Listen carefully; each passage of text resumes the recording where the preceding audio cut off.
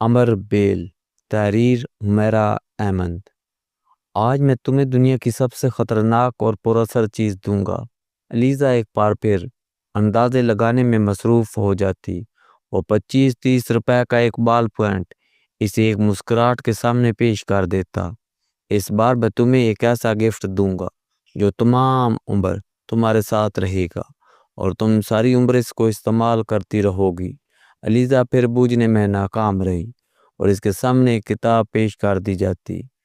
یہ تمہیں فٹ اور سمارٹ رکھے گا اور تم کو کبھی بھی ڈائٹنگ نہیں کرنی پڑے گی۔ اس بار میرا گفٹ سب سے ہوگا۔ ببل کا ایک پیکٹ اس کے سامنے رکھ کر فرماتا، بس تم ہر بار بھوک لگنے پر اسے اپنے منہ میں ڈال لینا۔ وہ مزے سے کہہ کر چلا جاتا۔ بعض دفعہ اسے ہنسی آ جاتی، بعض دفعہ وہ الجھ جاتی، بعض دفعہ اسے غصہ آتا اور بعض دفعہ وہ عمر کے بارے میں سوچ میں پڑ جاتی۔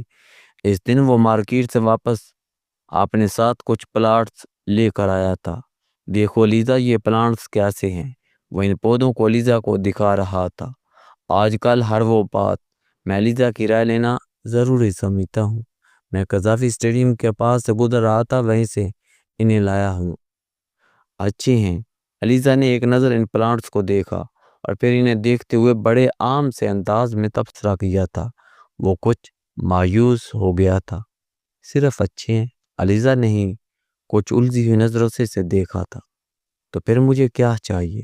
اپنی رائے دو کہ اچھے ہیں تو کیوں اچھے ہیں، برے ہیں تو کیوں برے ہیں؟ عمر نے اسے سمجھایا، میں پلانٹس کے بارے میں کچھ نہیں جانتی، اس لیے صحیح رائے دینا تو بہت مشکل۔ آپ کو نانو سے پوچھنا چاہیے، آپ کو زیادہ بہتر طریقے سے بتا سکتی ہیں یہ پلانٹس کس کے ہیں۔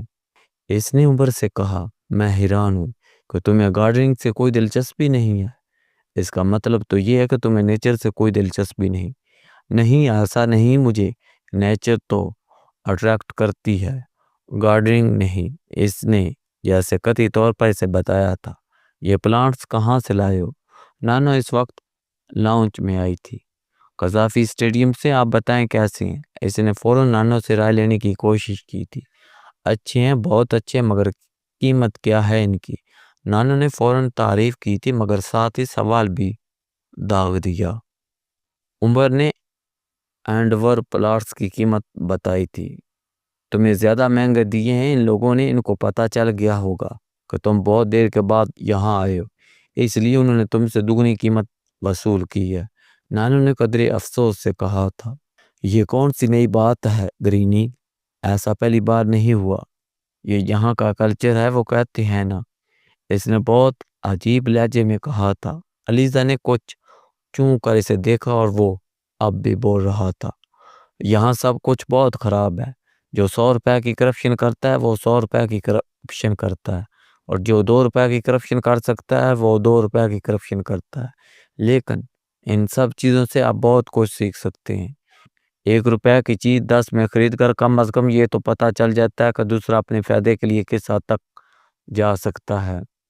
وہ پہلی بار اس طرح باتیں کر رہا تھا، ورنہ پہلے علیزہ نے ہمیشہ اسے صرف ٹوٹی سڑکوں اور ٹریفک جام کے بارے میں بولتے سنا تھا۔ تم جوائن کرو گے نا سول سروس، تو پھر تم چینج لانا ان چیزوں میں جن پر تمہیں اعتراض ہے، نانو نے اس سے کہا تھا۔ وہ یکدم کھل کھلا کر ہنسنے لگا۔ آپ بھی بہت عجیب باتیں کرتی ہیں گرینی۔ آپ کا خیال ہے کہ میں سول سروس یہ سب ٹھیک کرنے کے لیے جوائن کر رہا ہوں؟ مجھے سوشل ورک کا کوئی شوق نہیں، اور ویسے بھی ایک آدمی کوئی تبدیلی نہیں لا سکتا۔ میں بدلنا چاہوں تو بھی نہیں بدل سکتا۔ یہاں ہر چیز اتنی پھپھوندی زدہ ہے کہ جب تک آپ اگر ایک چیز صحیح کریں گے تو پہلے والی اس حالت میں آ جاتی ہے۔ اور ویسے گرینی، آپ نے کبھی اپنے بیٹوں کو کوئی نہیں کہا؟ آپ کو تو سارے بیٹے سول سروس میں ہیں۔ میری جنریشن کے لیے ریفارمز کرنا خاصا مشکل ہے، مگر مجھ سے پہلے کی جنریشن یہ کام آسانی سے کر سکتی تھی۔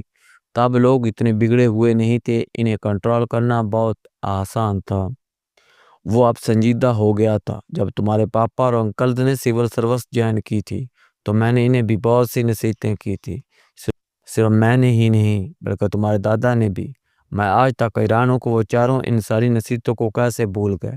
مجھے نہیں پتہ ان چاروں کو زندگی میں کیا چاہیے۔ میں نے اور مادری نے دنیا کی ہر چیز دی۔ میرے پاس وہ سب کچھ تھا جو ایک خوشحال زندگی گزارنے کے لیے کافی تھا۔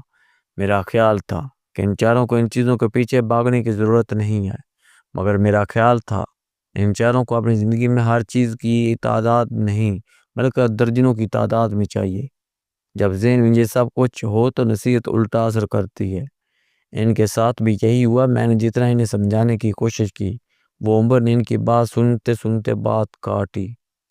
اس سے ایک بات تو ثابت ہو جاتی ہے کہ گرینی آپ کی باتوں میں ایسا نہیں تھا، یا پھر شاید آپ کو سمجھانے کا طریقہ غلط تھا۔ وجہ جو بھی ہو، بہرحال اب تو سب کچھ جیسا ہو رہا ہے ہونے دے۔ چیزوں کا بدلنا ناممکن ہے، اور ناممکن کرنے والے کو جن لوگوں کی ضرورت ہے ویسے لوگ ہماری قوم میں نہیں ہیں۔ میں تو فارن سروس جوائن کرنے کے بعد ڈیڈی کی طرح عیش کرنا چاہتا ہوں، ویسے زندگی گزارنا چاہتا ہوں جیسے وہ گزار رہے ہیں۔ دیکھیں بات کہاں سے کہاں چلی گئی۔ آپ سے پلانٹس کے بارے میں پوچھ رہا تھا۔ اس نے بات کا موضوع بدل دیا۔ علیزہ بڑی بیزاری سے یہ ساری گفتگو سن رہی تھی۔ میں ذرا ان پلانٹس کو لگوا دوں۔ گرینی آپ چلیں گے میرے ساتھ باہر لان میں؟ اس نے دادو کو انوائٹ کیا تھا۔ نہیں بھائی، مجھے باہر نہیں جانا، کچھ کام کرنے ہیں مجھے، تو خود ہی مالی کے ساتھ جا کر یہ پلانٹس لگواؤ، نانو نے اس سے کہا۔ میں نے اس لیے آپ کو ساتھ لے جانا چاہتا ہوں کہ آپ لان میں جگہ سلیکٹ کر لیں۔ ان پلانٹس کے بعد میں آپ کو کوئی اعتراض نہ ہو کہ میں نے غلط جگہ پر پلانٹس کیوں لگوا دیے۔ نہیں، مالی اچھا ہے، وہ تمہیں بتایا کہ یہ کہاں ٹھیک لگ رہے ہیں اور کہاں نہیں۔ تم اس بارے میں فکر مند ہونے کی ضرورت نہیں۔ ویسے بھی تم یہاں بھی پودے لگواؤ گے مجھے برا نہیں لگے گا، کیونکہ وہ تمہارے لگوائے ہوئے پودے ہوں گے۔ عمر نے نانو کی بات پر مسکرا کر انہیں دیکھا تھا۔ علیزہ نے نانو کی آنکھوں کی چمک کو کچھ اور گہرا ہوتے دیکھا، اور ان دونوں کی مسکراہٹیں بری لگی تھی۔ چلو علیزہ، ہم دونوں پلانٹس لگواتے ہیں، عمر نے کھڑے ہوتے ہوئے اسے آفر کی تھی۔ میں نے آپ کو پہلے بھی بتایا تھا کہ مجھے گارڈننگ سے کوئی دلچسپی نہیں ہے، پھر آپ نے مجھے ساتھ لے جا کر کیا کریں گے؟ علیزہ نے سنجیدگی سے کہا تھا۔ تم آؤ تو دلچسپی بھی پیدا ہو جائے گی، میں اس لیے تمہیں ساتھ لے کر جا رہا ہوں۔ عمر نے بڑے حشاش بشاش لہجے میں اس سے کہا تھا۔ نہیں، میں نے آپ سے کہا ہے۔ علیزہ نے ایک بار پھر کچھ کہنے کی کوشش کی تھی، مگر نانو نے اس کی بات کاٹ دی تھی۔ کام مان علیزہ، جب وہ بار بار تم سے کہہ رہا ہے تو اتنا نخرہ کرنے کی کیا ضرورت ہے؟ چلی جاؤ اس کے ساتھ۔ علیزہ نے نانو کے چہرے کو دیکھا، وہاں ناگواری کے تاثرات نمایاں تھے۔ وہ خاموشی سے کھڑی ہوگی۔ عمر ملازم کو پودے اٹھانے کے لیے کہہ رہا تھا۔ وہ بوجھے دل کے ساتھ باہر لان میں آ گئی۔ کچھ دیر بعد عمر بھی لان میں نکل آیا تھا۔ وہ بے مقصد لان میں چکر لگانے لگی تھی۔ عمر مالی کے ساتھ مل کر لان میں پودے لگوا رہا تھا۔ گائے بگائے وہ علیزہ سے بھی رائے لیتا۔ وہ ہوں یہاں جواب دے کر اس کے پاس سے ہٹ جاتی۔ وہ مالی سے پودے لگواتے ہوئے خاص سے غور سے اس کے چکروں کو دیکھتا اور کچھ اندازے لگانے کی کوشش کرتا رہا۔ تقریباً 1 گھنٹے میں مالی نے سارے پودے لگا دیے۔ عمر نے واپس اندر جانے کے بجائے اپنے کمرے میں رکھے ہوئے ان ڈور پلانٹس بھی باہر ہی منگوا لی۔ علیزہ نے بیزاری سے ملازم کو انڈور پلانٹس کو باہر لاتے دیکھا ہے۔ ان پلانٹس کی کٹنگ وغیرہ کر دیتے ہیں، پھر کال تک انہیں یہیں لان میں ہی رہنے دوں گا تاکہ انہیں کچھ روشنی وغیرہ مل جائے۔ وہ تراشنا شروع کرو، وہ کام جلدی ختم ہو جائے گا۔ علیزہ، تم بھی پلانٹس کو ان سے علیزہ کے پاس بلا کر اسے کینچی تھما دی۔ وہ بے دلی سے پودوں کی کٹنگ کرنے لگی۔ عمر بڑی دلجوئی اور مہارت سے پودوں کی تراش خراش کر رہا تھا۔ ساتھ ساتھ وہ ہر پودے کے بارے میں سے کچھ نہ کچھ بتا رہا تھا۔ وہ گارڈننگ کی کٹنگ کر رہی تھی۔ کسی نمبر کو کہتے ہوئے سنا، یہ میرا سب سے فیورٹ پلانٹ ہے۔ وہ ہاتھ روک کر اسے دیکھنے لگی۔ وہ اس کی طرف متوجہ نہیں تھا، وہ اس پلانٹ کو دیکھ رہا تھا۔ مجھے زندگی میں بہت زیادہ چیزوں میں دلچسپی نہیں، مگر جن چیزوں میں ہے ان سے بہت دلچسپی ہے۔ یہ سارے پلانٹس بھی ان ہی چیزوں میں شامل ہیں۔ پتہ ہے علیزہ، یہ پلانٹس بعض دفعہ مجھے اپنے فرینڈز کی طرح لگتے ہیں۔ مجھے محسوس ہوتا ہے یہ میری آواز سنتے ہیں، شاید جو آپ بھی دیتے ہیں۔ میں بہت چھوٹا تھا جب مجھے انڈور پلانٹس لگانے کا شوق پیدا ہوا۔ شاید میں 7 یا 8 سال کا تھا جب اپنے ہاتھوں سے ایک پلانٹ لگایا تھا۔ بعد میں تو عادت سی پڑ گئی۔ یہ کمرے میں ہوں تو مجھے ایسا لگتا ہے کمرے میں کوئی اور زندہ چیز موجود ہے جو سانس بھی لیتی ہے اور شاید میرے وجود کو بھی محسوس کر لیتی ہے۔ علیزہ کو اس وقت یوں لگا جیسے اس کا دماغ خراب ہوگا۔ اس نے کچھ دیر حیرانگی سے اس کا چہرہ دیکھا۔ تم سوچ رہی ہوگی میرا دماغ خراب ہو گیا؟